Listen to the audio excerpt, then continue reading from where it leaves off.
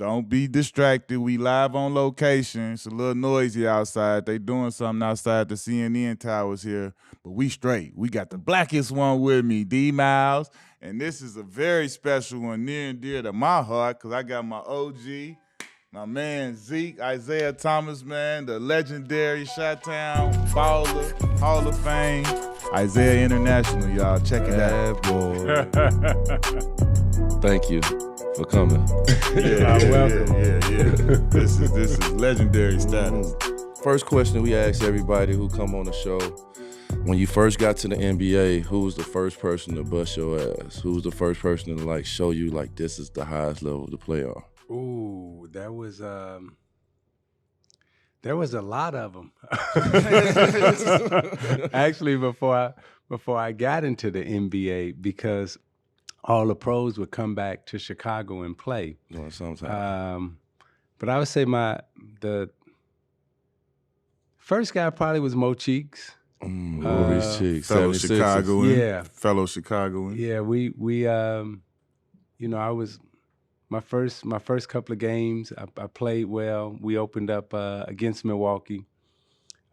Quinn Buckner, I actually played against him my first game and did all right my first game. But Quinn was somebody that you really, really idolized. Because, yeah, super OG. Yeah, he went to Thornridge, was undefeated at Thornridge, didn't lose in high school. Known as one of the greatest teams ever in Illinois basketball history. Yep, yeah. And then he goes to Indiana and goes undefeated at Indiana. Yeah.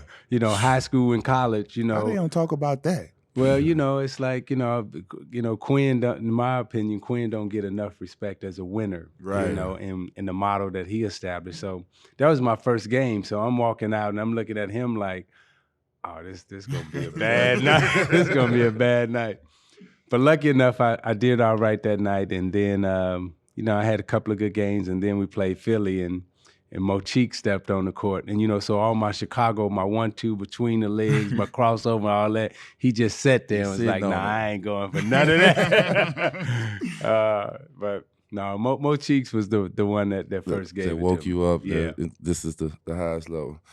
When I was in high school, one of the accomplishments that I had was playing against your coach at St. Joe High School. And one of the biggest things that I always took with me, that after the game we played them, he told me he admired how good I played the game. Yeah. And that was like a compliment. I'm like, this is Isiah Thomas, head coach. The history, I know so much about him and so forth. And just to play that, they beat us. And I think that was his last championship in Illinois. I think that was, I want to say, 2000, maybe it was 2000 or 99. Right. But that was the last championship your coach won. What made you choose St. Joe's as a high school to go to?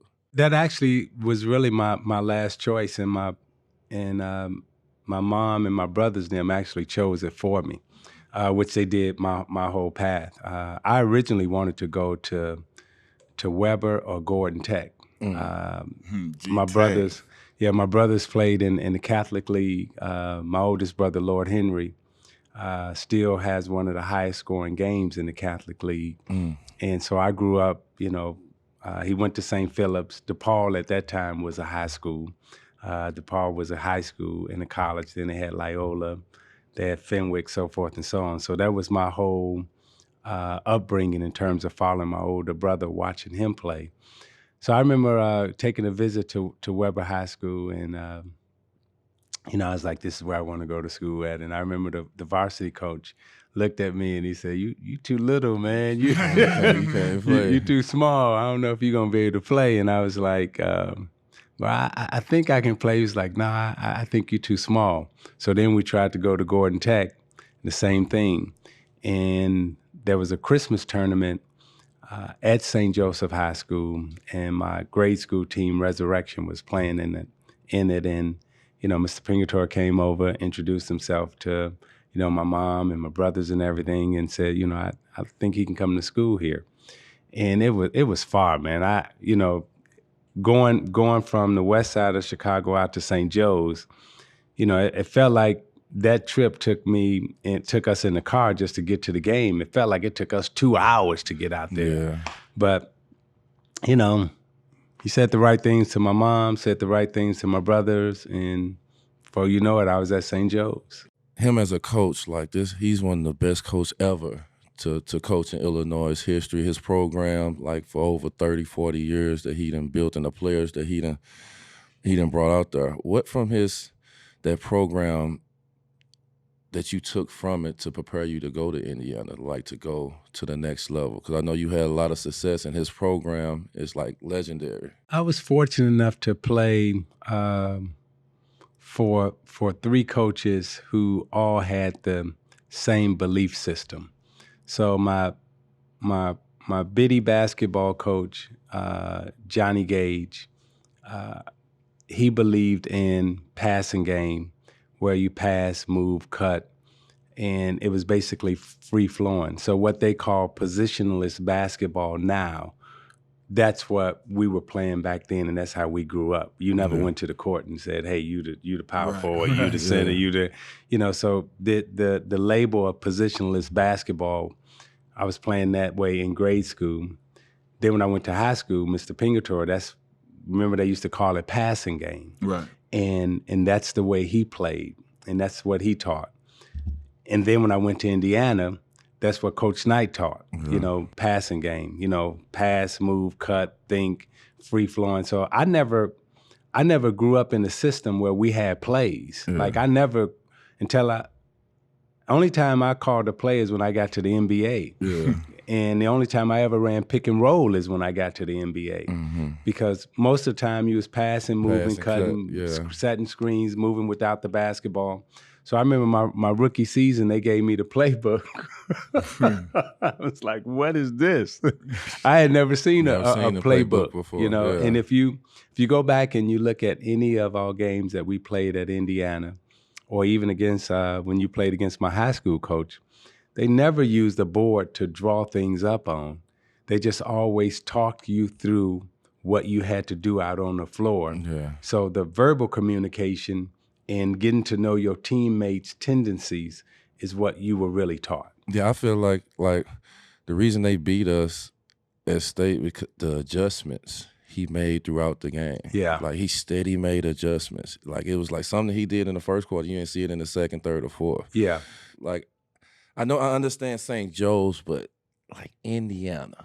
Like, it could have been anybody else. Like Bobby Knight in Indiana, like our skin color don't really run that way too far. But for you to go there and have the success there, what made you choose Indiana? And was it anybody else that could have got you? So DePaul, I was supposed to go to DePaul. And Mark Aguirre. So Mark Aguirre and I, we literally grew up 2 blocks from each other. Yeah. And it was, so they had Terry Cummins, Teddy Grubbs, and myself. We were all going to join Mark Aguirre at DePaul, and we were going to have a powerhouse. Crazy. And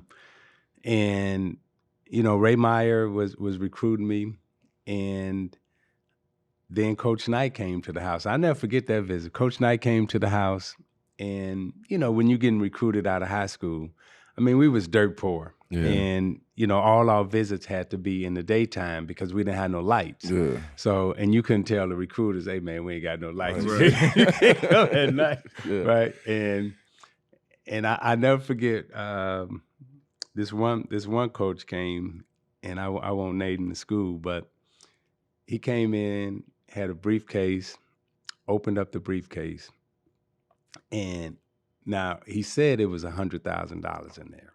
Now I had never seen $100,000 in my life. None of us had ever seen that much. So literally the bag. Yeah, it could have been 50. Literally. It could have been $50 in there. Yeah. But we like yeah. So we jumping up and down, we high fiving and everything else, and you look out the corner of your eye, and there's this one person ain't moving, and that was my mom. Yeah. She was like, and now we got no lights, and y'all understand when I say this, we got that jug of water that's sitting in the refrigerator. Yeah. And it wasn't sugar water. It was just plain water. Plain water. And that's all we had. I mean, literally, that's all we had. And I remember my mom getting up, walking over to the briefcase, closed it, and said, "My son's not for sale." Mm-hmm. And I was like, "Oh, no. I'm like, Mom, no, what you doing?" Like, yeah. And my brothers and everybody was like, "No," her nickname, sometimes we would call her the old lady, like, be like, it's my dear old lady, like, what you doing? She's like, nah. And she kicked them out. Mm-hmm. So everybody was offering us everything. Playing time, you're going to start your freshman year, everything else. Coach Knight came to the house and, he sat down and he walked in, he came in with Wayne Embry and Quinn Buckner. Mm-hmm. And I was like, okay, so that just set the tone there, yeah. And he had his jacket on, and we sat down, and during the whole time that he was recruiting me, he never talked to me. He was talking directly to my mother, and he said, and I'll never forget. He said, I'm offer you and your son 3 things. He said, A, he's going to be a gentleman. B, I'll teach him everything that I know about basketball. And C, he'll get a great education. And me and my brothers, we were sitting around, we looked at each other, we was like, well, we ain't going to Indiana. Right. You missing one thing. Yeah, and before you know it, my mom was kind of shaking her head and nodding, and I was like, oh, this is not good. Engaging back and forth. And most kids during that period of time, you say, hey, you had the press conference, I made my decision, I'm going to blank school, right? My mom called the press conference, me and her were sitting there, she said, my son has made his decision. He's going to Indiana University. So your mom announced? My mom announced it. I never heard that before. No, I wasn't even smiling. See, I was sitting there, my head was down. I was like, because, I had never been to Indiana. Right. And it was like, so, that summer, I made the Pan Am team. And we hadn't even I hadn't even graduated from high school yet. Yeah. So I'm on the Pan Am team, and we down there practicing. And now I got to graduate. So I'm afraid to ask Coach Knight, hey, can I go to graduation, my high school graduation? Dude said, what time y'all graduate? I said, well, graduation's at 1:00. He said, okay, well, be back by 7 because we got a night practice. So I flew to my graduation, graduated, then flew back for practice for the Pan Am team.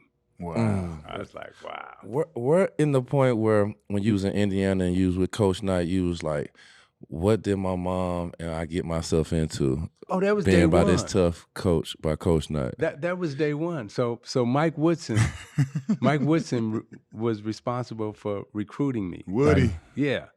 And I was like, I never forget, like after the second week of practice, I called him over, and you know how we do, right? Yeah. I called him over, and I was like, hey, man, you lied to me. Like, Just say what you said. yeah, I was like, hey, man, we got to talk. He's like, Zeke, what you mean? And, so, I had him up in the corner. I was like, hey, man, like, why you didn't tell me the truth, man? He's like, I told you the truth. I said, Mike, this is different than the way you described it.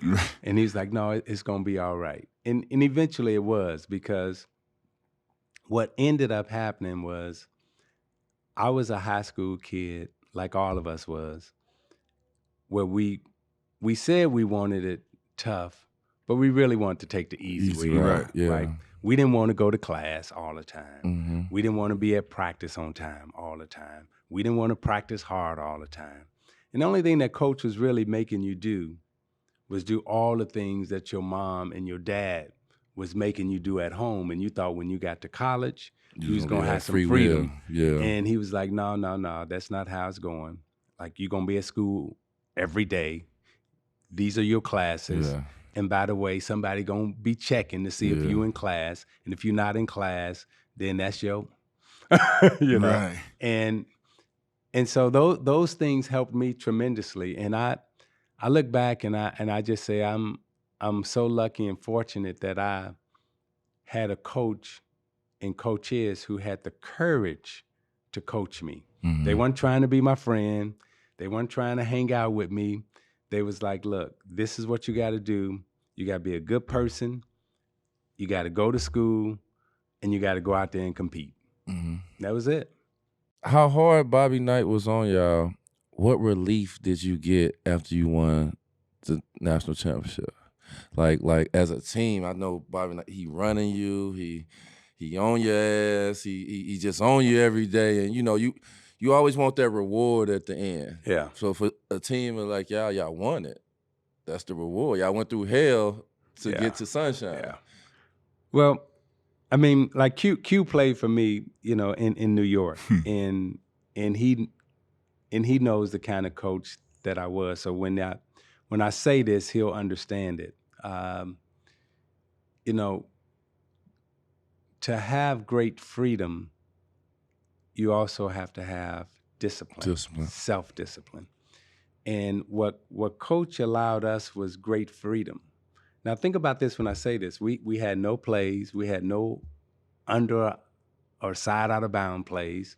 And the people that we played against who ran patterns, like my high school coach, y'all had a patterned offense. Yeah. So the adjustments, it's easy to shut down patterns because you know where the person's going to be, you know where it's supposed to go, you know its field goal percentage, such and such, and so but it's hard to guard a person where you don't know if he's going right or left, you don't know if he getting ready to shot fake or anything. So the freedom that Coach allowed us, it made you have self-discipline, which was extremely hard to learn how to resist making that fancy play, right? Or how to resist taking that bad shot. Yeah. Now I can remember coming to the bench playing for Coach, and Q, you'll remember me saying this, right?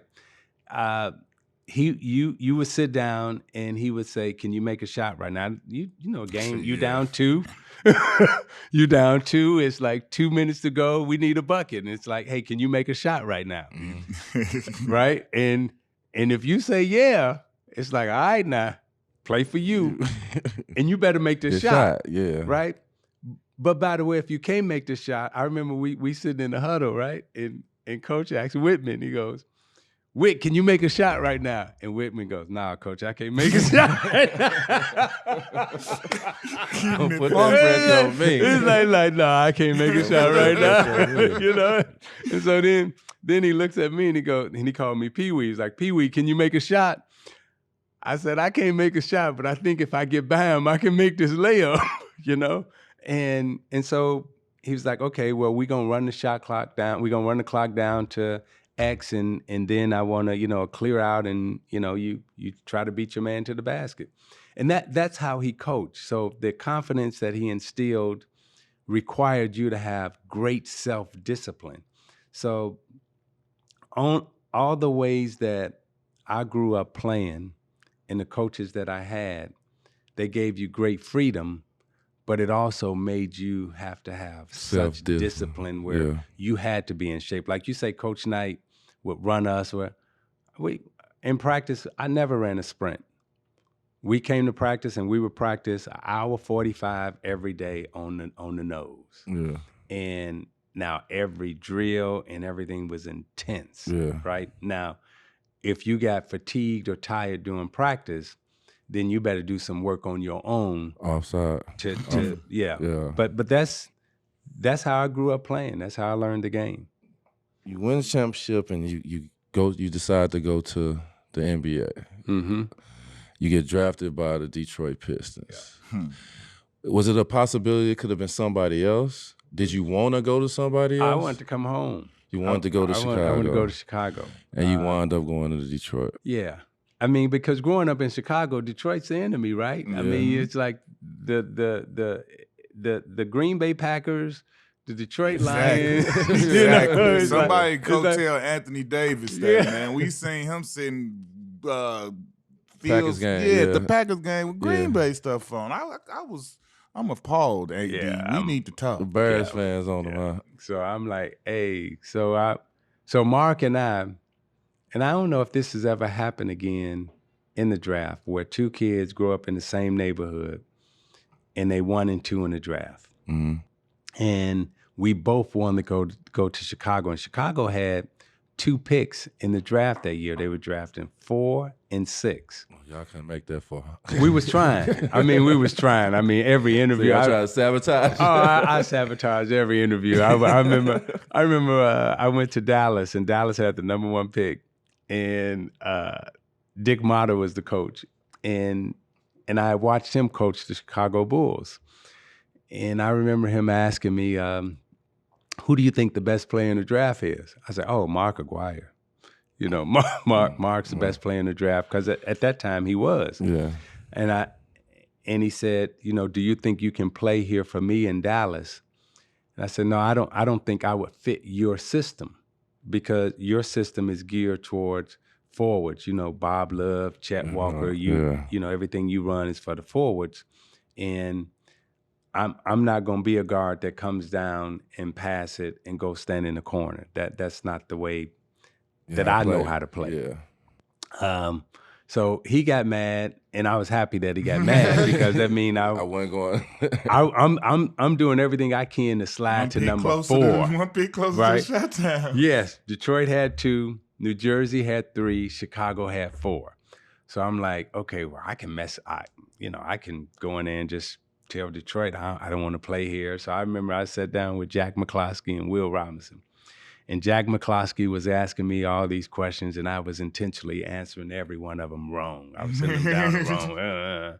And finally, at the end, he looked at me, he goes, "I know what you're doing." He said, "But I'm going to draft you at number 2 if you're there. And you're going to love it here." And I was like, oh, man. So he walked out. Will Robinson walks in. And Will goes, I'll never forget, he says, "Champ, if you lucky enough to get here to Detroit," he said, "this place will love you like no other." He said, "I know you loved in Chicago." He said, "But if you come here to Detroit, this place will love you like no other." Mm-hmm. And he was right. Yeah, he definitely was, right? He was right. He was right.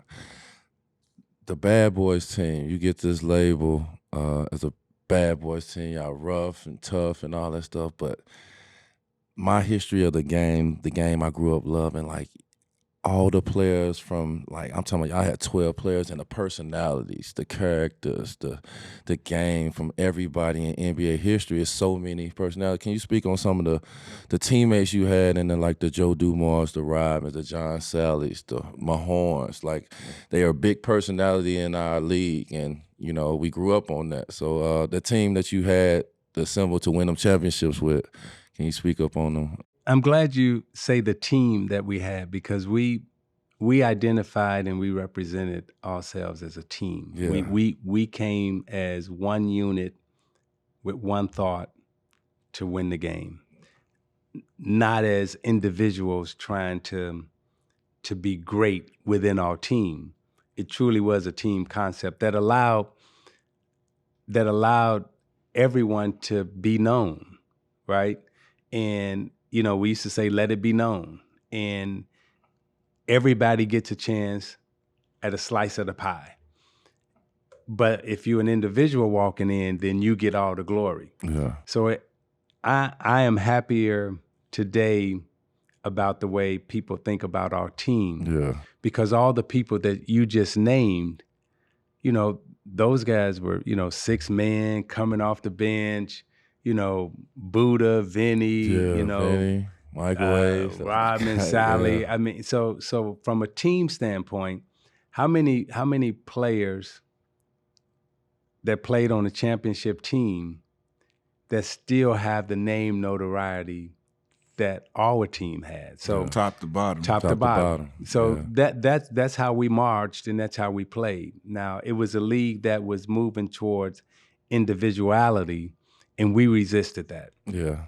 You know, and I talk about Lambeer the most because, you know, Lambeer, and think about this. Lambeer, a white center, won back-to-back championships, has won 3 or 4 championships in the WNBA, but can't get no burn in the NBA because he never left what we was all about in Detroit.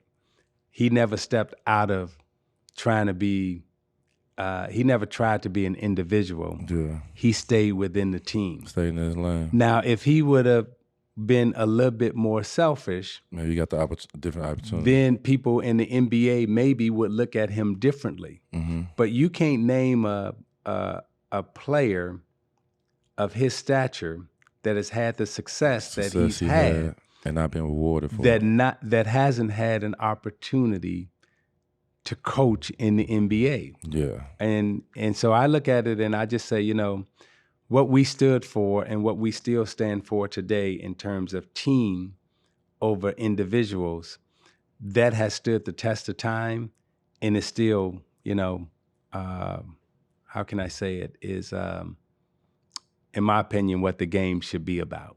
Talk about how, like, you know, we from Chicago, so everybody know you, seeing you play, everything about you is toughness. You know what I'm saying? From stitches in the eye, whatever, just the way you played on a sprained ankle, balling out in the finals, legendary. Like, talk about, like, where we come from and where you come from in particular, because I claim where you come from a little tougher than my neighborhood. So talk about how that just got you prepared for, you know, not only the NBA or college, but life in general for, you know, coming from the city and coming from where we come from.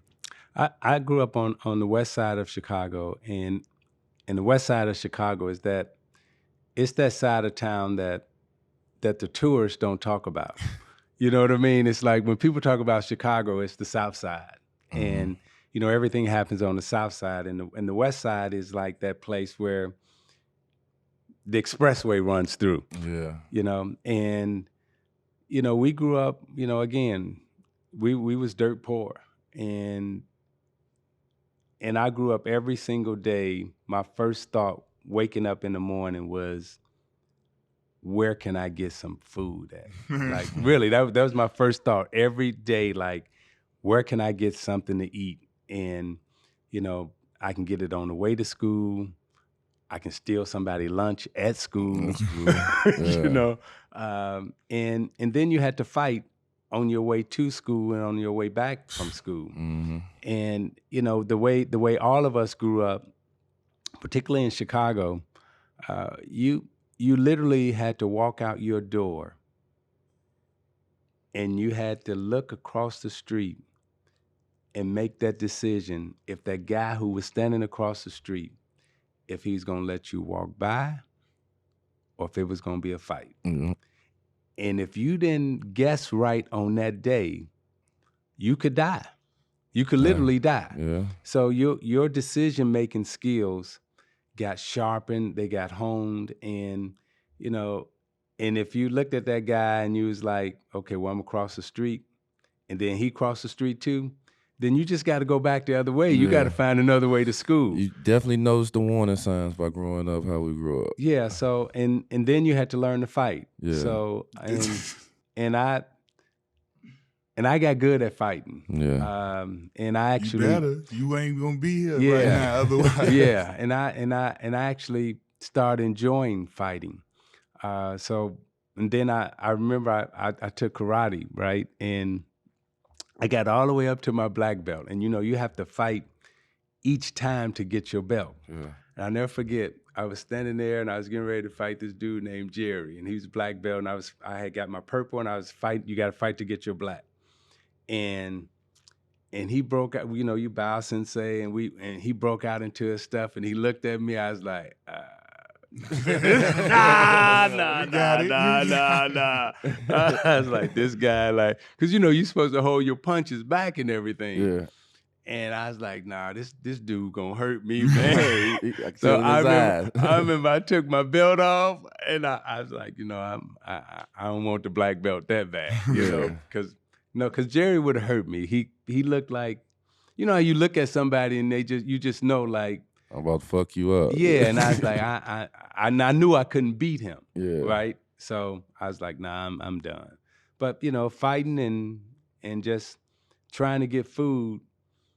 And then when you put that into playing, whenever I played, I just played with a certain amount of hunger and intensity and like, hey, I want to win.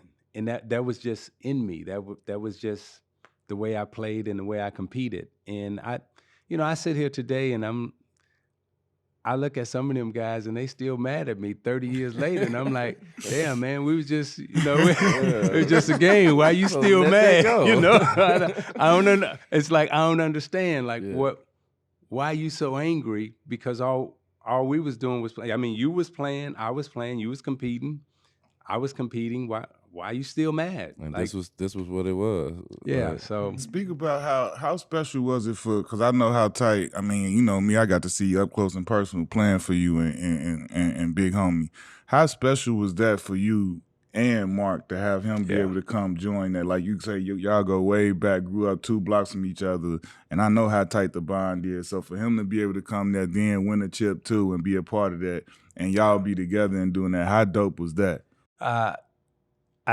We never would have won a championship if Mark Aguirre don't come to our team. And Mark Aguirre and Mark Aguirre basically flushed down the toilet a Hall of Fame career to be a champion. Now I'm gonna say that again. Yeah. Say it louder for the people in the back. Because when Mark Aguirre was with the Dallas Mavericks, averaging 26, 27 points a night. All-Star game every year. All-Star game every year. Yes. Going to the Western Conference Finals every year, taking the Lakers to 6-7 games, losing. Yeah. Right? That was Mark Aguirre and the Dallas Mavericks. Yeah. Mark Aguirre wanted to win a championship. He joins us in Detroit. When he comes over to Detroit, he looks at Dennis Rodman, and he goes, this dude can do some things that I can't do, and he'll help us win more. The trade was made because Adrian Dantley didn't want to accept lesser minutes.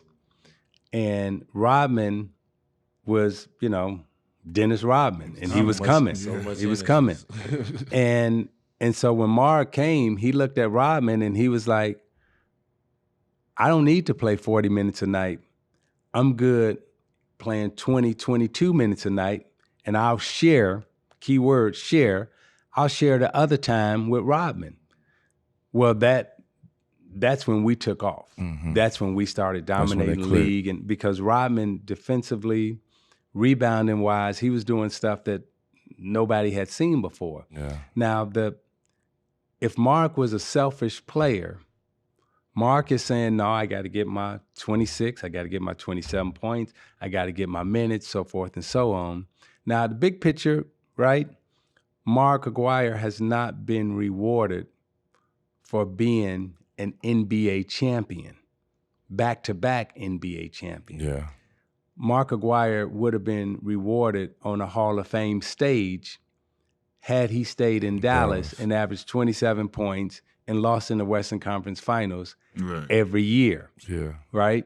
And this is the cruel sacrifices of winning that sometimes comes along with winning. You have to make some sacrifices. And if Mark don't show up, Rodman never becomes Rodman. We never become the back-to-back champions that we became. And it's not because Mark Aguirre came in and averaged 27 points. It's because Mark Aguirre came and helped one of his teammates be better. Made that puzzle be whole. Yeah. I feel like, of course, we crazy Bulls fans, just being in Illinois. So was I. But had to give it to him. But just loving basketball and knowing the game, I feel like y'all team is one of the most underrated teams, if not the most underrated champions in the league to me, because I feel like, when them Celtics and them Lakers and Chicago came along, people just tend to forget about these 2 championships at the roughest time possible, in them 80s years. What we represented, the league did not want to see. And what I mean by that is we were the team that was rising, but we was also the team that was talking about race, class, and gender. So not only did we have a sports and basketball agenda, but we also had a political agenda along with our winning. So when you started having those conversations and talking about stereotypes, race, class, and then at that time I was the vice president of the union, then became president of the union. So the Pistons, when you look back through history, we were the first team to change the color of our uniform, because there was only one color of jerseys. Mm-hmm. We started wearing the silver and black, and we made the connection with the Raiders. So we started showing up in silver and black, warm up. They were warm up shirts, but there was no such thing as a warm up shirt back then. Yeah. Then we played with our label, so to speak. So instead of it being the Pistons gear, we took the skull and crossbones and put it on the basketball. Mm-hmm. So we started doing different things with the logo, and then we upgraded the hotels. Now we're not staying in 3-star hotels no more. We're gonna stay in 5-star hotels, which forced the league now to say to the other teams, those other owners, okay, well, we got to upgrade the living conditions. Yeah. Now I know what I'm doing in terms of being in the union and how this is going to affect, right? So benefits, hotels, travel. We were the first team to have our own team plane. We called it Round Ball 1. So instead of us going to the airports, we started chartering. Then we started staying in better hotels. Then we messing with, our uniforms. Now the NBA followed all of that. They like to say that, and this is no knock on the Celtics or the Lakers. I'm just spitting facts. Yeah. And you can always go back and research. It's Googleable. To see what I'm saying is true. So when you look at the 80s, the highest rated games of the 80s, Pistons versus Lakers, Pistons versus Celtics, Pistons versus Bulls. Now all those things have one thing in common, and that's the Detroit Pistons. Detroit Pistons. Now those teams played against each other too. Yeah. Okay. Yeah. But those weren't the highest rated games.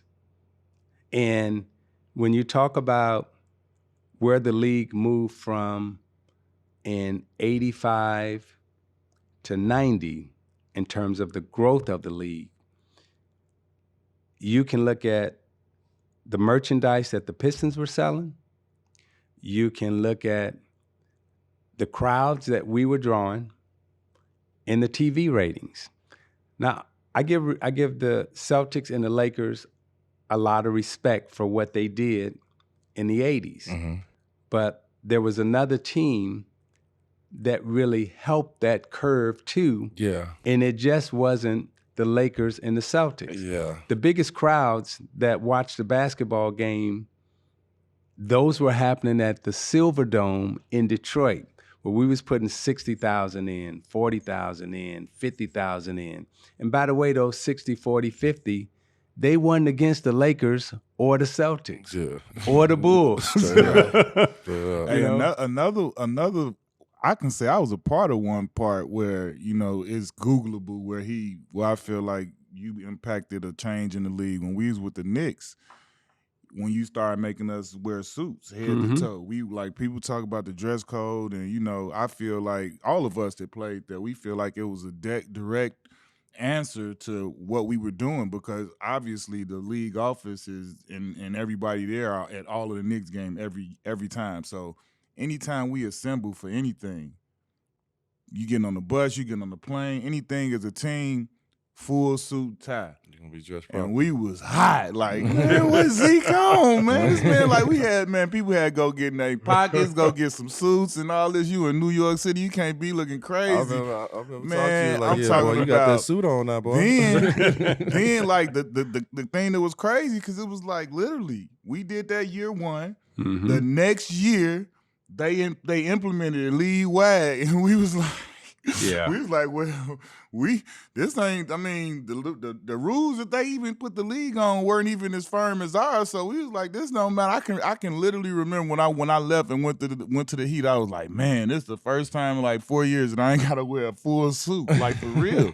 I had so many. So I was like, this is crazy, man. But like that was 100%. I remember direct laughing effect. Like we did it, and then they did it, because they was like, you know, it didn't matter. They was like, look how y'all, because that was Zeke thing, so because we used to be, you know, what the hell.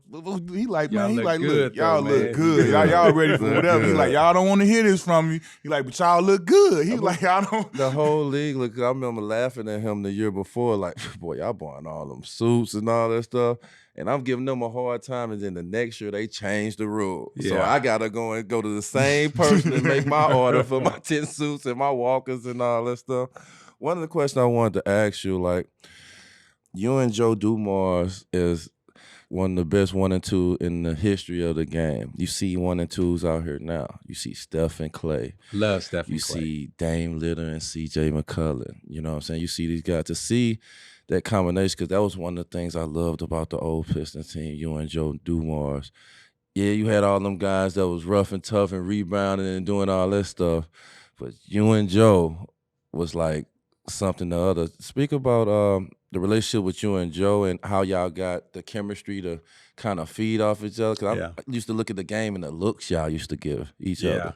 Like, oh, it's your time. Oh, it's my time. It's you know what I'm saying? Again, to me, I measure everything about can you win and perform and play in the championship, right? Mm-hmm. And not just play in the championship, but can you win? Do you have the mentality to walk up in the arena and somebody else's building? Do you have the nerve to snatch that person's heart and win the game? In the face, straight up.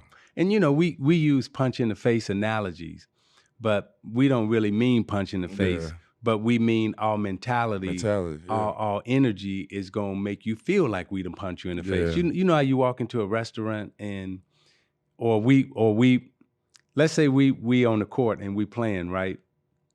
And it can be 10 people that walk in and we like, we good. But then there's one guy that show up on the court and we like, I think we gotta go. Right. Now that dude ain't said nothing, but you feel his vibe, you feel his energy. So we tried to put that energy into the opponent. And Joe and I, when we walked out on the floor, we wanted to every single night prove that we were better than you, offensively and defensively. And by the way, if one of us was in trouble defensively, then we would come and help. Right. You know, it's like we used to always say, okay, we ain't gonna let Jordan get 50 on you.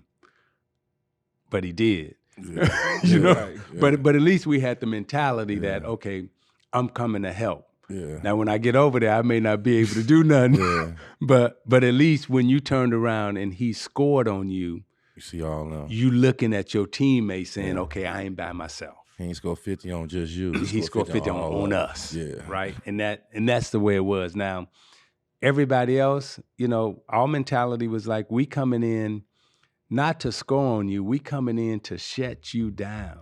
Because if this is what you like to do, we're not gonna let you do that. You're gonna have to do something else to beat us. And you're gonna have to do it for a long period of time.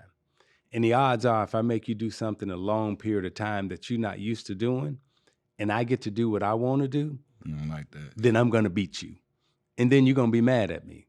but I'm gonna keep beating you because I'm not gonna let you do what you want to do. And that's the approach that we had coming into the game to play.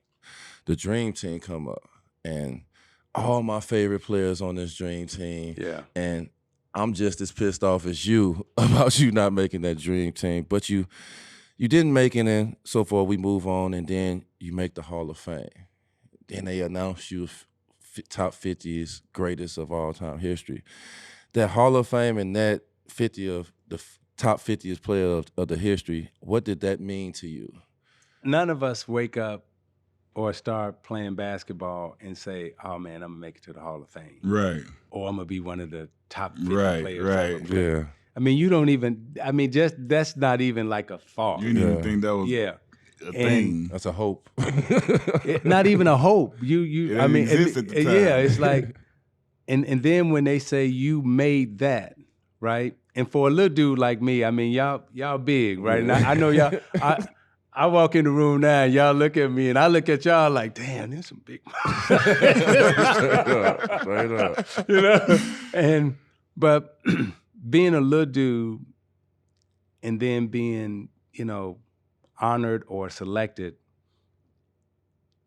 you know, it to me, it was just mind blowing because I never thought that I would be on that stage or could be what I became in the game of basketball. I really was just playing, and the majority of the time I was playing because that's where the food was. Mm-hmm. It's like, you know, you play for this guy, you know, after the game, he gonna buy you a hot dog. You know? That coach ain't got no money, can't play for him. We ain't eating out the game. I can't You ain't eating, yeah. So, but you never thought like Hall of Fame, top 50, you know, and, you know, when you mentioned like the dream team, did I want to be a part of that? Absolutely. Yeah. But when I wasn't picked, you know, it was like, okay, it hurt deep.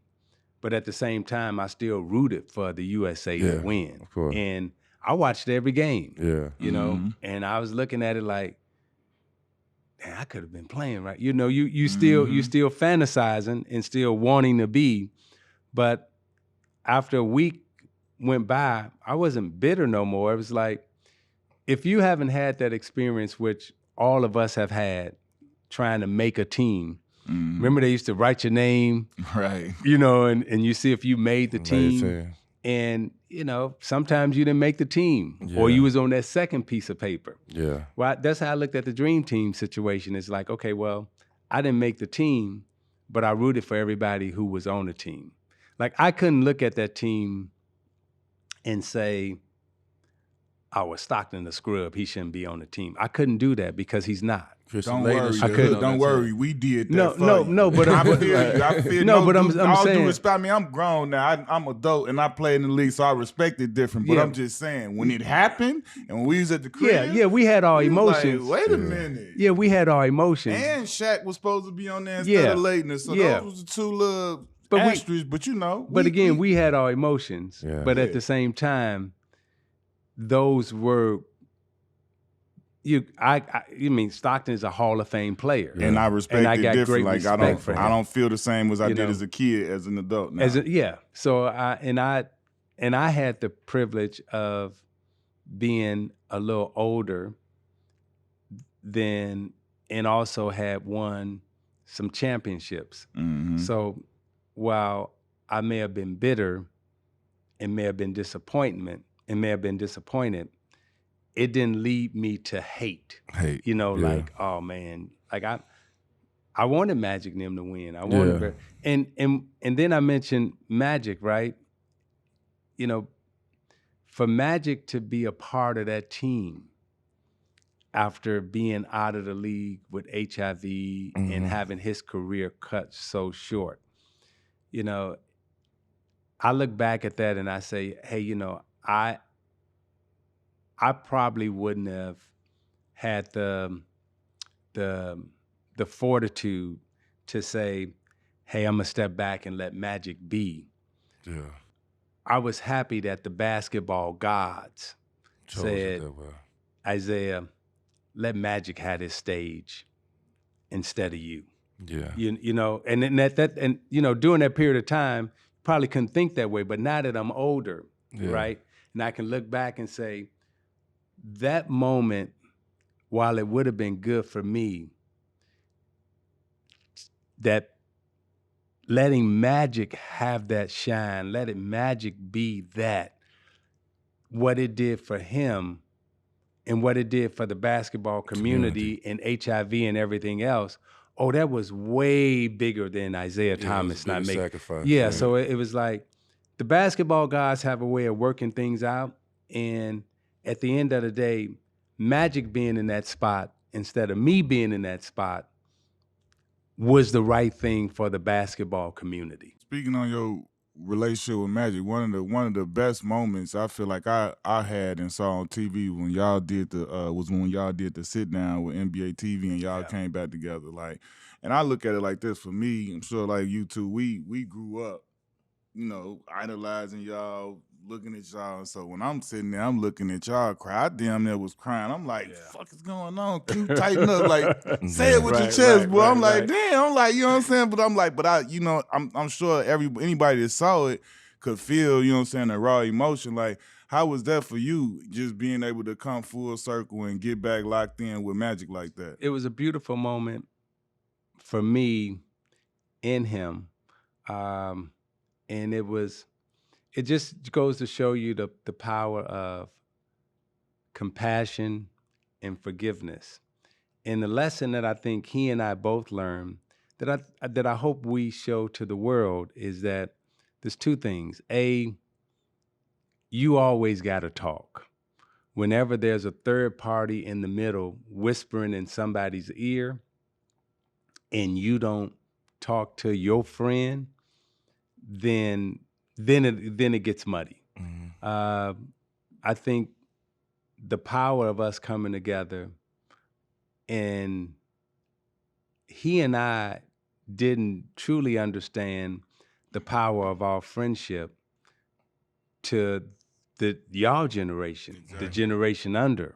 We didn't, when you're going through this, you really only thinking about yourself, but you're not thinking about what your relationship and friendship means to the world. Yeah. That we weren't in that space. And to have that moment and then walk out of that moment and have people come up to you in the airport, hey man, I'm so glad you and Magic, had a chance to sit down and talk. That did me so much good. I went back and I called my friend from grade school that I hadn't talked to in years. I had a conversation with him. Any place we went, in any place that I go now, that conversation has opened up so many doors. And, just not knowing and understanding the power of our friendship. And, it's like we all hug now, right? Back in the 80s, men couldn't hug. Nah, you get that fire. Yeah, you had to give them that stale handshake, and but you can hug your family member. But so Magic and I, we hug, we kiss, whatever, and that was like a big deal. Now you watch an NBA game. Before every game, guys are like, they got their own little handshake, all that stuff. So breaking down all those barriers, you didn't realize what you were doing and how important it was to people. So that was a big moment, and I couldn't be more happier for him, watching him just rise back up and be on top, because. And D Miles, you can appreciate this, and to get knocked down at the zenith of your career with a physical injury, or what happened to him, where you on top. I mean, it happened to you with your knees, where you just like you wake up one morning and your body ain't the same, and you're not on top of the mountain anymore. So. What the NBA community and the basketball community allowed Magic to do is get back up, and now he's back on his pedestal. Yeah. And this, it was important for me to come here today. Q asked me, like, can you come? When? What time? How long? Yeah. Change my flight, whatever. But to be able to sit here with both of you and to see what the basketball community is still doing for you and for Q. Like I said to Q, and I said, hey, don't lose the job now. Hey,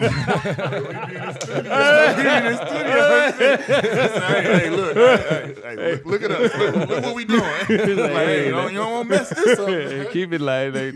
So, but I mean, that's what we're supposed to do. And so when you talk about a brotherhood, the brotherhood is really supposed to be the brotherhood. Like we supposed to look out, we supposed to help. Yeah. And you can look at any team that I've been on or represented or been a part of, there is always some Chicago people. I'm never saying it. Chicago, Detroit is always represented because that's where I come from. And that's what I represent. And if I don't have Chicago or Detroit around me, then some ain't right. Yeah, I'm in the wrong what's spot. Going on? You know? Hey, this is one of the things that I always, like, looking back, that I thought about. I've even talked to, some of my guys. We talked about it, and I feel like you don't get enough credit for like when you were as a president and VP of, the draft, pick the drafting you did. Because I feel like even in some of your free agent signings and stuff like that, and the deals you made for people, it in my opinion, you went and got the people that were sometimes the throwaways, or sometimes the people that weren't being believed in or being doubted. Like even in drafting, I can remember you drafting Nate, you know what I'm saying, Ronaldo, Balkman, Wilson. What made you be able to see and, ignore that and say, I don't care what they saying or what's being said about them. You see what you saw and you did what you did. I always approach the draft asking this question. Can this person play in a championship game and win, right? And what is his mental makeup? And in every trade that I made, it's like, okay, not can he play in the NBA, not how many points. Can this guy perform under pressure? If we in a pressure situation, can he follow the game plan? Can he execute? And can we win a championship with him? And if you look at all the players that I've drafted and some of the players that I've traded for, they're either in the Hall of Fame right now, made the NBA All-Star, they've been named NBA All-Stars, and have won championships, or been 6 Men of the Year. So on that team that we had in New York, we had 6 people off that team win NBA championships. So you had Malik was on that team, won an NBA championship. David Lee won an NBA championship. Eddy got one. Channing Frye won an NBA championship. Eddie Curry was on the NBA championship team. Jamal was, 6 Man of the Year forever. The trophy will probably be named after him. 6 guard. Wilson, as you said, is still playing. Everyone that we had tied MJ's record in the playoffs for points in the quarter as the 4th string guy. And we had all this talent, and everybody was so young and maturing and growing. Now, the narrative in New York, and I don't know how this got started, where they say, well, you traded all the draft picks. No, I never traded any draft picks. As a matter of fact, one year I had 3 first-round picks. If you go back and you look at what I actually did, we forgot to name Trevor Ariza in terms of, and I'm sure there's somebody else that I missed, and as a champion. So if there's somebody else that was on that team and I missed, I apologize. But there's only the trade that I still think today is so misunderstood, that people, have wrote so fictitiously just bad about, was the Eddy Curry trade. I mean, the Eddy Curry trade to me was Eddy Curry and Wilson Chandler for Tyrus Thomas. And Tyrus Thomas at that time was, I think he was the 2nd pick in the draft. And I looked at Tyrus, and no offense to Tyrus, but I just said, look, I got David Lee and I got Channing Frye. So I'm good. I'm good at the power forward spot. I don't need another power forward. And the 3 power forwards at that time that were coming out was Aldridge, Tyrese Thomas, and Joakim Noah. When I looked at Channing and David, I said, okay, these 2 guys are capable, in my opinion, and this was my criteria. My criteria is, can you win a championship? Right. Not can you play in the NBA and score some points and make some money. Can you win a championship? I looked at David Lee and I looked at Channing Frye and I said, these 2 guys can play on championship teams and win. So I'm good with them, right? And I think when you look back, and history has proven us correct, that Wilson Chandler, Eddie Curry for Tyrese Thomas was a damn good trade. I'm not mad at that at all. I'll let you remember this. Our first preseason game. It was either our first or our second preseason game. You was coaching the Indiana Pacers. Ooh, we had a whip in Indiana. And If Bird wouldn't have fired me, I still say today, I would have won a championship with that team. great team. That's one of my favorite teams too. But I know what he about to talk about. we played at Indiana State, and my first exactly what he dunk about to say. on somebody was against Jermaine O'Neal in Indiana State, and I dunked on him like body to body, tangled up with him, and I yelled. And All I, 185 it wasn't a pounds. yell. It wasn't a man. Scream. It wasn't a man. Yeah, it was a little scream because my voice was still squeaky. I was 18. But I remember after I dunked on it, it was like an and one. And this is my first time like even being around. I'm like, man, Isiah over there, coach. And he shook my hand after I dunked J.O. on him. gave him a 5. And all I can hear you saying, don't shake his motherfucking hand. Why is you shaking his hand? And that's all I can hear you say. He just dunked on you. And I was like, man, did you hear that? We talking about it after the game, but that was my first dunk in the NBA in preseason. I remember playing against y'all. And I dunked. You said that I was so hyped about that. I'll tell a similar story there, right? So Zeke is my coach, right? Right. We playing in New York. We playing against the New Jersey Nets, right? This one they got J Kidd, RJ, Collins, and that whole group, right? So this one they good, they tough. So needless to say, we playing a tough game. This time Thursday, getting heated. So you know, Collins used to be dirty as hell. Big Collins with the braids. He sat and he hip checking you on the screens, all that, doing all the little sneaky stuff. So they come off. RJ, I'm chasing RJ. He hip checked me. RJ curl, get a little layup or something. Zeke call a timeout. He going off on me, scream. I'm like, man, I'm like. At first I was yelling at the ref. Zeke called a timeout. He called a timeout. I'm yelling at the ref like, man, that's fucking. Zeke turned around like, man, stop acting like a pussy. I was like, I turned around to him. I looked at him. I said, nah. So now I'm hot. I'm hot. I'm standing there, man. He doing the whole huddle and shit. I ain't even in the huddle. I'm standing up like this.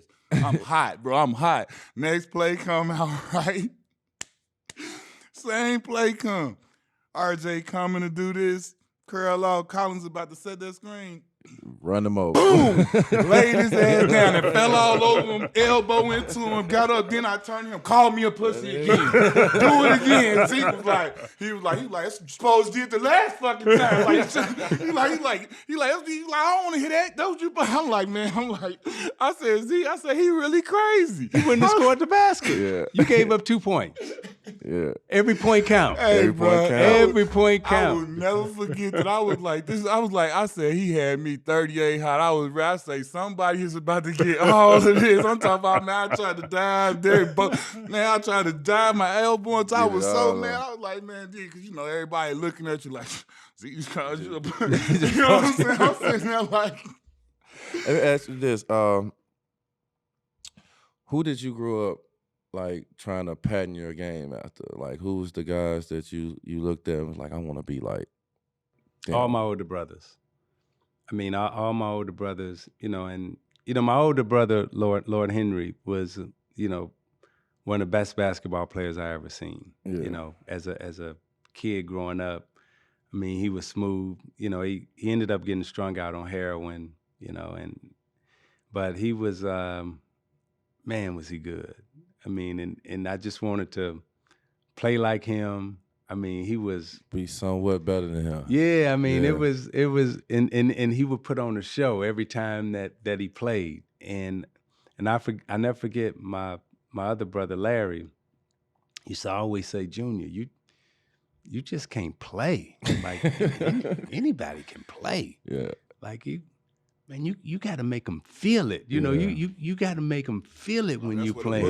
Yeah. That's where the boogie influence. That's where the swag came Yeah, from. if you don't make them feel it, man, then why we come to watch you play? I can go to the playground and watch people play. You got to put on a show, and you got to make them fans like, and so that's the way I always got installed in you. Yeah, like, hey, you just can't be regular. Yeah, right. Even when people thought you was fancy, that wasn't fan. That was just the swag of your game. If I got to play in this NBA, where you can be fancy, where you can sit down in front of somebody and really pat it like 10, 15 times between your legs. This is what I'm telling you. Oh, when we play, we man. even, like, and I ain't even we not even as old as you, but we talk about like when we was coming up in this league. Man, our coach might have benched us if we did some of the stuff, took some of the shots, tried some of the moves. That many dribbles? You gonna dribble that many times? Oh, wait a minute. Wait, and then somebody to hit you. It's like, a 7 foot under there every time. I never forget my second game in the NBA. After we beat Milwaukee, I come to Chicago, and Ricky Sobers and Reggie Theus are the guards. Mm-hmm. And I came down, and, you know, I went through my legs, and Ricky Sobers grabbed me real hard. He said, no, you ain't. Don't be going through your legs and stuff on me. Good. So we at the line, right? And, you know, now he trying to punk me because I ain't say nothing. You know, he grabbed me hard, right? Don't be going. And so now I think John Long was on the foul line. He came and stood next to me. He wore number 14. He stood next to me. And he said, you know, I know you young and everything, just getting in the league. And, you know, he talking smack. And I looked at him, I said, hey, I just want you to know you live here in Chicago. You see all them people sitting in them stands over there? They're my boys. Say something else to me. We was good. Real uncomfortable moving around this city. We was good then. Yeah. He was like, I said, I didn't mean that. I said, okay, we good. One of the questions I wanted to ask you, like, me being 6'9", I always wanted to know how to dribble and dribble the ball. And I used to watch you do this figure 8 dribble between your legs. And I used to do this every single day, the spider dribble, all that stuff. You one of the best dribblers in NBA history. You know what I'm saying? Like these kids now then involved into you or what you used to do back in the day. Like, who taught you how to dribble the ball the way you do and how you kept on perfecting it and getting even better? Sidebar, he still can do it right now. When we be at work, every once and again, like, we'll be out there on the court and hear, and then somebody will be like, what the f-? I'll be like, yeah, straight up. All the time. Right now, still can do it. I was so fortunate to, so when you asked me who taught me how to dribble like that, I learned that from Curly Neal and Marcus Haynes. Now, how did I meet Curly Neal and Marcus Haynes? When I was playing at the Martin Luther King Boys Club, one of the coaches there who would come around and advise our biddy basketball coach was John McClendon. John McClendon is a former student of Naismith, and he was also with Abe Saperstein and Mrs. Saperstein of the Globetrotters, who would come give clinics on the west side of Chicago. And I remember curling. So when you see me like patting it real low, and then I'll fall on the ground and get up and then go back, all that come from Curly and Marcus in terms of how they taught you how to dribble. And the way they taught you how to dribble was like, you got to learn how to play the piano. You know, fingers. So yeah, you got fingers. You start with your index finger, then you go to your middle finger, your ring finger, baby finger, thumb, and before you know it, now you then they call it patting. Now you learn how to pat. And if you can keep that ball low, can't nobody really get it, because the angle that defender has to take, if he's not willing to bend his knees and get down low, there with you. Get that ass down. Yeah, you got to sit down. You got to sit down in the chair, right? And if he's not sitting down in the chair and you see that head lean forward, okay, when that head lean forward, now he's off balance. He can't slide when his head's forward. And so you learn all those cues, and those are the things that I learned in terms of dribbling. So that's how I learned how to dribble. But by the way, I wasn't the only one who learned that. Everybody in the neighborhood, because they was coming teaching everyone. It's not like I had like, a private lesson, So now the whole neighborhood on the west side, you learning how to dribble. Now, when you learning how to dribble, now you got to learn how to defend that. Yeah. So we always said the guys on the south side, them guys can score, man. They can shoot it. They got pretty shots. Yeah. I mean, if you think about all the scorers who have come out of Chicago, from the hundreds, mainly all of them from the south side. I mean, they shoot good, they look good, their hair's fresh, they cut, West side, we Tony Allen, Patrick Beverly. Oh, yeah. Little rough around the edges. Yeah, we just straight dogs because what they call it, the bottoms? Yeah. What they call it, the bottoms? Low end. The low end. Yeah, we got to learn how to stop y'all from doing all that stuff, Yeah. Dennis Rodman is one of my favorite players of all time. Like he was a bad boy. He got one Bulls. of the dopest 30 for 30s out. He's like, man, he was just so unique. I don't want to say character to seem like I'm dissing him, but like a character, his personality, just like the way he played, how much he hustled. To see Dennis Rodman come in with the Pistons and to see him have a Hall of Fame career, to see the success he had when, the whole world was adversity. A lot of the stuff that these kids doing of just being free and just wanting to be themselves is kind of based off Dennis Rodman. Yeah. You know what I'm saying? He opened that lane up. Can you speak on, like, Dennis Rodman and like, his career and, like, how proud are you of him to who he become in this game? When I say I love Rodman, I mean I love him. Because the free spirit and the beautiful person, I mean, just would literally give you the shirt off his back, and watching him grow within the NBA, and if you look at Rodman with the Pistons, and you look at Rodman with the Bulls, he got turned out. You know what I mean? It's like it, and I look at that Chicago situation. While I admired them winning, it really hurt me that they didn't see that Rodman was really crying out for help. Yeah. And they saw the rebounds, the defense, and everything else. But what they didn't see is the person that was really suffering and going through it. And masking it, by being out on the floor. Yeah. But, when you look at our team, like we embraced all. I mean, we had a Big Ten. Yeah. That's why, we was drawing like, 60, 70,000 people because we, it's like everybody could come, no matter what music you listen to, taste, color, whatever. It's like, hey, this is us. This is who we are, and when you talk about, exemplifying what love truly was about, Rodman at that age, he was that, and so I look at his growth, like you mentioned, the 30 for 30, and how difficult his upbringing was, but yet how diverse it was. I mean, and we all have to learn to, I didn't learn this word until I got into the NBA about code switching, right? And it's like, what you talking about code switching? They said, well, you at home you can talk this way, but when you sit down to do an interview, you got to talk this way. Mm-hmm. So remember the first time you did your NBA interview, you was like, what do you mean? Like, I can't say what I want to say. Oh, right. Like, nah, you can't do that. But Rodman was always real. He was always natural. And I admired that about him. What's the most ridiculous thing that you bought when you got a little money in your pocket? That you was like, you was like, I know I just didn't pay for this. My mama here, I paid for that. She gonna kick my ass. I went to Freedman's and I bought me 10 pair of Gators. Freeman, I know that Freeman. Yeah, I know that Freeman. Got to get the Gators on them feet. On the west side, we got these Gators over here.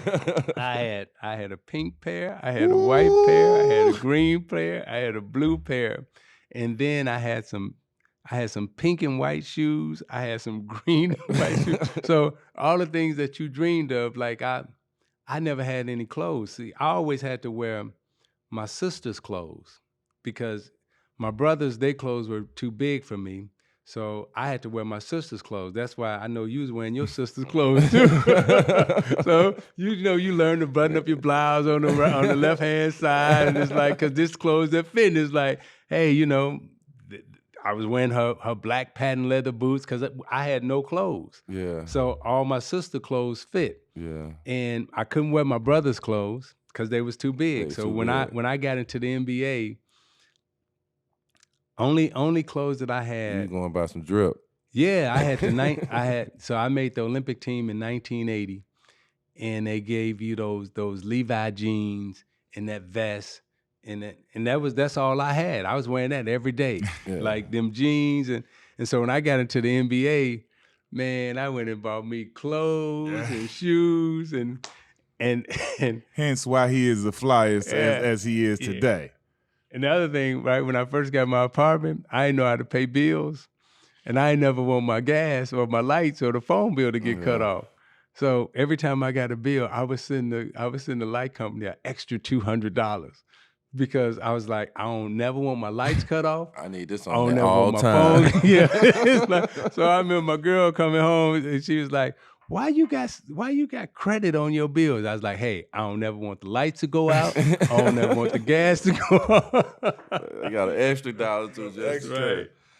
Not your top 5 of all time, but your favorite 5. Like, who's your favorite 5 NBA players of all time that you just like? Not just the top 5, just the ones you admire. So, Kareem, Magic, Jordan, Bird, and then I probably throw, Dr. J. Them would be yeah. Point guards out of Chicago, Illinois. You got the Cheeks, you got Isiah Thomas, Tim Hardaway, but then you got this kid that came in, and his name was Derrick Rose. He's a Chicago kid. He get drafted Chicago how you want to get drafted, and he had starting his career off youngest MVP, and he get hurt. To see D Rose where he at now, like, I'm so proud of him. I'm so happy to him. But that Chicago mentality point guard, I always loved. Can you speak on like D Rose and like what he mean from coming from Chicago and the career he having to come behind y'all legacies? D Rose is our one. I mean, he the whole city. Yeah, he and you don't. It's hard to put into words what he really means because he really lived what all of us wanted to. All our dreams. Yeah. What all of us wanted to. Every one of us grew up wanting to say, and now, from Chicago. Straight up. Dead serious. With the uniform running out. D Rose got to live all our dreams. And right? put on. And boy, did he put on. And not only did he get to live it, like you said, but then he became the MVP of the league. Mm-hmm. So everything that we wanted, like the biggest dream you could have dreamed, he doing it. But not only is he doing it, he including us. Like he ain't fake. You know what I mean? He ain't like at all. He ain't like this. He ain't walking by me like, yo, what's up? Yeah. He walking by me like, hey, Isiah. Yeah. You know, and it's like, it's still Chicago love. It's not like it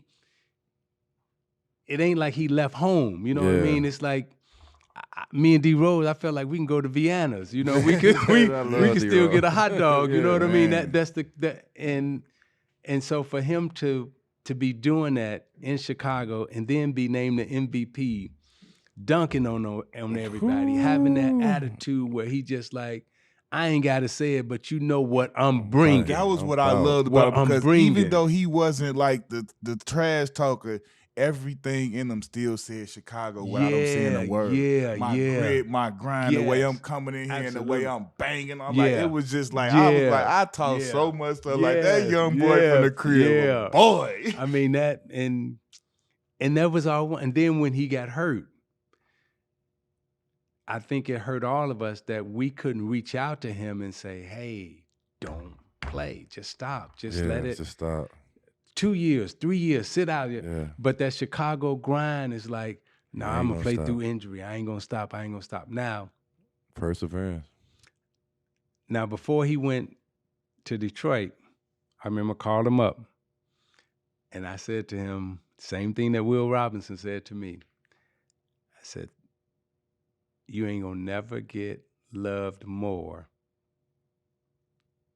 than when you're in Detroit. And the way the Detroit people respond to him and the way they love him, he ain't gonna never feel that kind of love again. Chicago, Detroit, hey man, ain't nothing like it. Ain't nothing bigger than that. Ain't nothing like it. Yeah, I'm very proud of D Rose and just that next generation of when he came in and to see him now and persevere through his injuries, because it's hard. You get these injuries, it's hard, and your mind can't tell your body what to do no more. It's like you get down on yourself. You all in your head, but to see him persevere. Yeah, man, this kid is Chicago tough as they come, and just look at him. He's still doing it in spite of everything. Cause like I used to get pissed. People on the internet talking crazy, doing all these idiot memes, talking crap, talking about his shoes or whatever gonna be some like all that stuff. Like, look, you know what I'm saying? Like all that, and look, I'm still here, and I'm doing it. This is how good D Rose got it in Detroit. 2:30, he can pull up at the gas station. Self-serve, go in, pay, pump the gas, come out, and don't nobody mess with him. I'm gonna say it again. That's key. 2:30 a.m. in Detroit. In Detroit, he can pull up at the gas station, pump it, go in and pay, and everybody like that's D Rose. That's D Rose. Membership has its privileges. Yeah. Any place else? I'm get that gas in the morning. Like your business ventures, like you and Magic Johnson was like two of the first NBA players that I heard of that was really out here spreading your wings. It wasn't just about basketball. Y'all was buying real estate. Y'all was doing this, and to see kids now venturing out, because remember it was like a stereotype that if you're not doing nothing but basketball, you're not doing the right thing. Yeah. So can you just speak on just the business ventures that you do? International. Like that's big. Yeah. Kids don't know you can be big, So I came up with the thought that basketball wasn't going to be the thing that defined me. Now, I didn't come up with that. That was my family. That was my brothers, my sisters. That was the neighborhood. Like, Junior, you got to be more than just a basketball player. Like, if that's all you do, I mean, everybody play. I mean, what else you gonna do? What else you gonna give back to this community?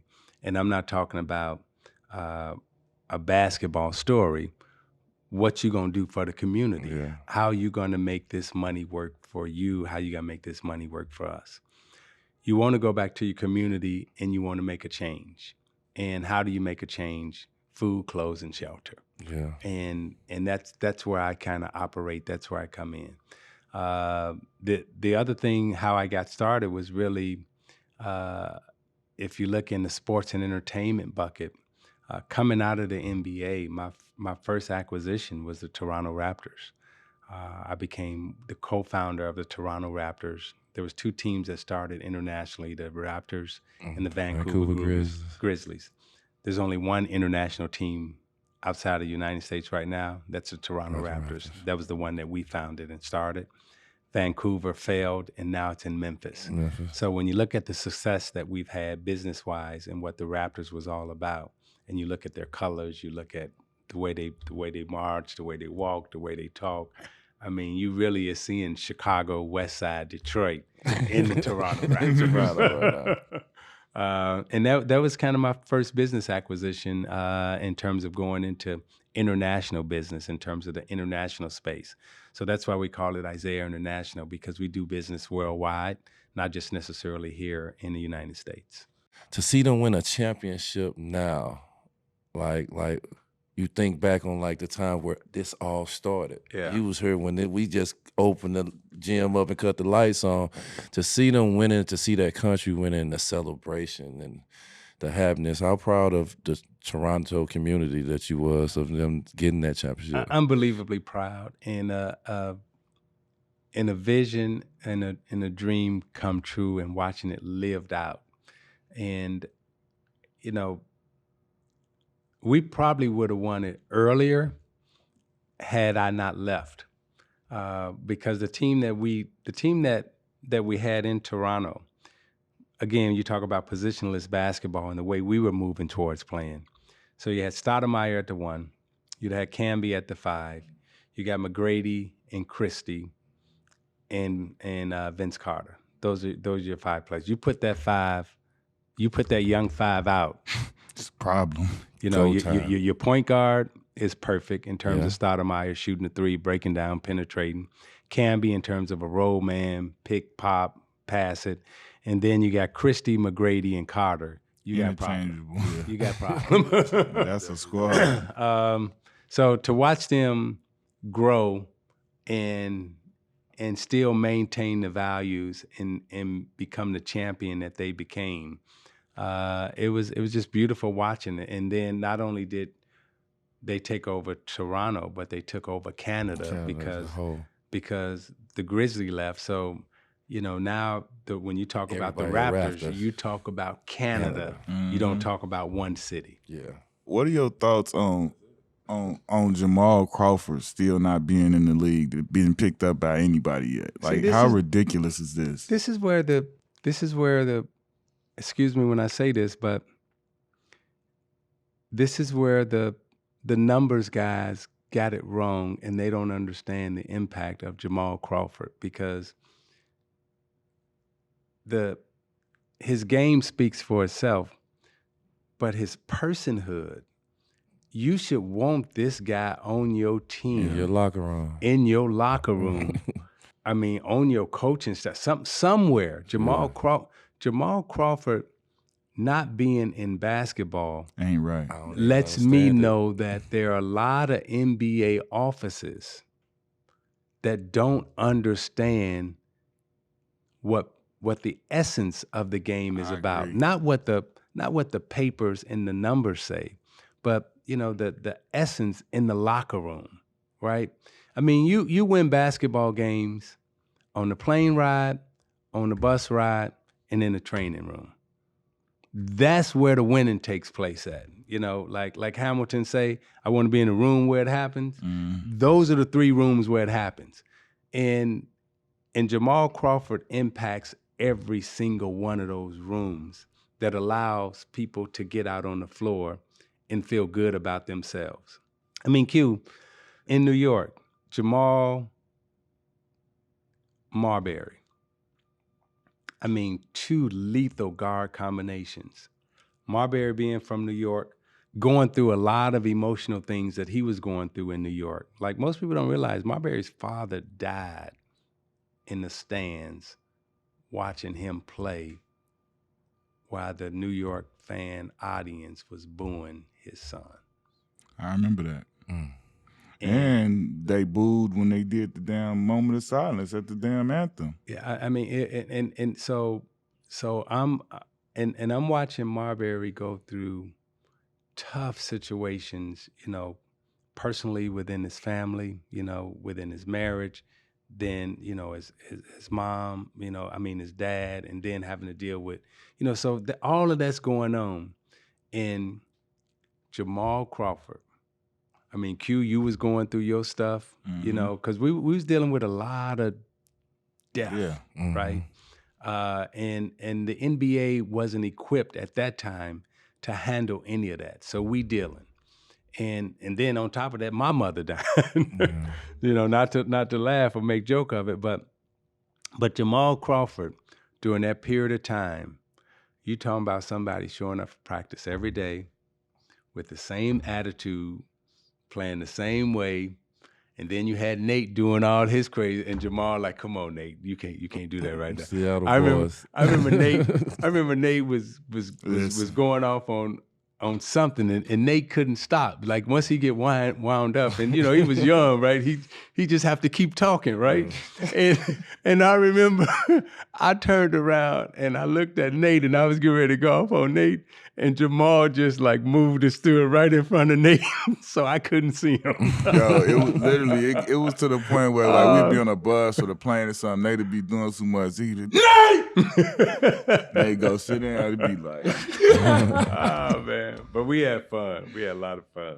So back in 06, right, when my brother got killed, Zeke, this is way above and beyond whatever teams don't are do that. supposed to do or Teams whatever. don't do like, that.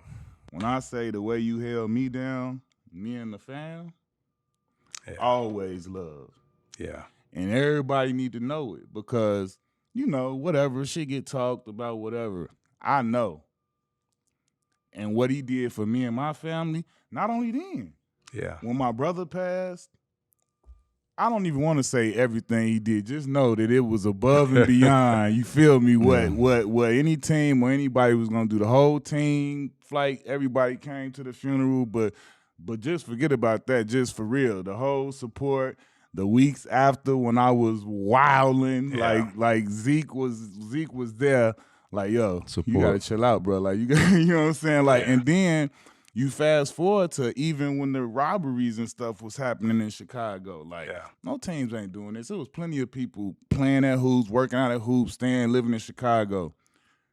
Anybody that was with us, the Knicks, Zeke made sure. I don't even know how. He got our addresses. Then we got text and he telling us, like, listen, y'all gonna have unmarked cars at the crib on patrol 24/7 till this situation gets dealt with. And literally 2 unmarked cars on the crib doing walk-arounds every hour on the hour. We be on the back porch playing dominoes, kicking it, playing music, and we see a dude, hey, Mr. Richardson, just doing my hour walk. I'm like, yeah. Like straight. And I'm talking about straight up and down until they caught the people that did it.